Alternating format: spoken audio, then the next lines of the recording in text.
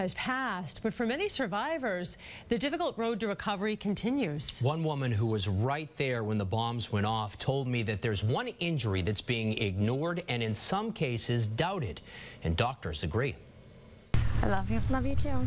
Ellen Sexton Rogers spends every day in a forgetful fog that ironically started with sounds she can't forget.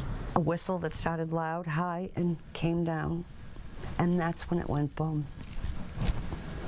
So we were very close. This close. That's Ellen wearing the checkered coat.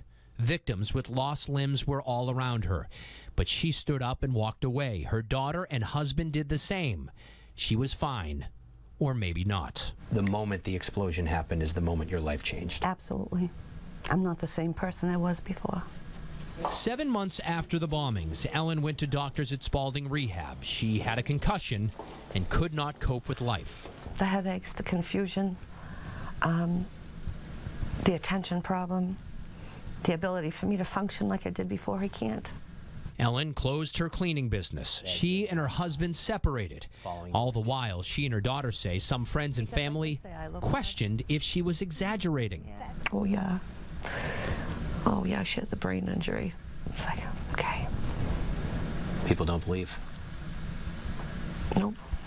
They say, why do you need those appointments?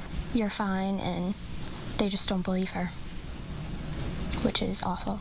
That bugs you? Yeah, it bothers me really bad. I really want to say something to them and be like, well, she has an injury, but you can't see it. Doctors working with Ellen call this the invisible injury. They say it's very similar to what soldiers go through when they come back from the front lines of war after being exposed to improvised explosive devices. I want people to understand this is the most complex injury to the most complex organ. Dr. John Lowry says this type of traumatic brain injury often doesn't show up on a CAT scan.